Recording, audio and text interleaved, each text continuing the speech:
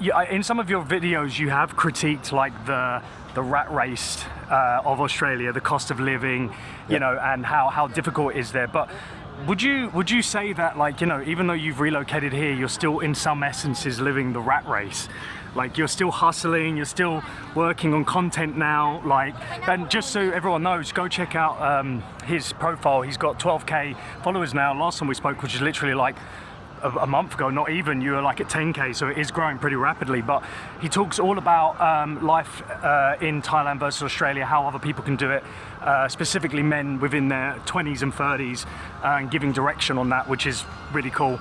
But, you know, do you think that you're not living the rat race here as well? I think I am the biggest ultimate boss of the rat race right now, being an entrepreneur. I definitely work more than 8 hours a day or whatever 9 to 5 is. But the difference is I have freedom. I choose my own hours. If I want to take a holiday, I can take a holiday or vacation. And I think that's the most important thing for me. But don't get me wrong, I do think about sometimes going back to the 9 to 5 because it's just, life is easy. You get your 4 weeks of annual leave, you get 2 weeks of sick leave. If I get sick, I can't take my foot off the gas in business. But I guess everyone's different, you know. For me, I value my freedom. I don't. That's my fault. That's me. My What was I saying? You value freedom. Yeah, for me, I value my freedom, so I never want to give that away. I don't want to. If I want to go to Hong Kong or China, I don't want to have to ask for permission to do that, or even ask for permission to take a poo or take a piss, you know. Oh, just a side note. Tell the story of what happened when you first moved into your apartment and the earthquake happened here. And these are things that happen in developing countries, or they can happen anywhere, but they happen here more. Well, it was actually the first earthquake in, 14 years in Thailand? Yeah. So, you know, I finally grew the courage to move here on my own, already going through a bit of loneliness. And I found a condo, I started fitting in, and I was thinking, maybe this is for me. I'm starting to get used to being by myself. Yeah. And then 2 months in after getting my condo, the earthquake happened. And me being stubborn, I didn't want to let the earthquake affect me. So basically upstairs, we'll just stop this while I explain.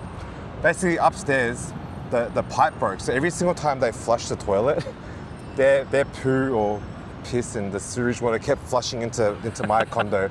And I was being stubborn. I was thinking, I'm not gonna let the earthquake ruin me because I've just gone out of the lonely phase. So I started equipping my feet with plastic bags and gloves, and I started cleaning the place, and I did that for a good 2 weeks, just trying to live within that poo.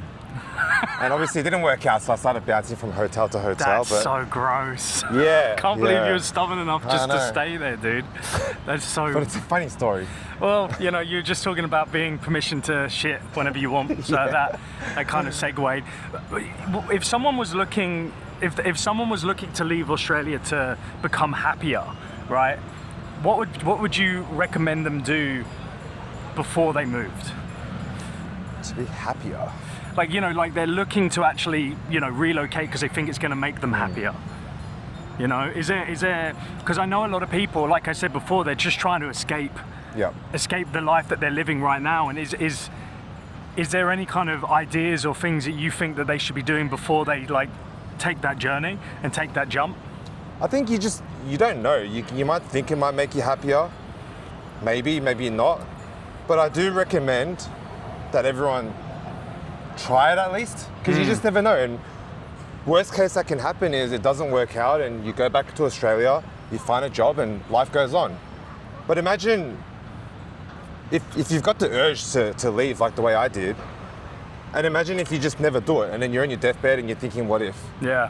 That's a crappy experience. Whereas the risk of actually going for it, it's not that much. It's you might spend a bit of money, you might spend a little bit of time, and if it doesn't work out, as I said, go back home and move on. Yeah. But at least you got to experience it. Yeah, it's a good point.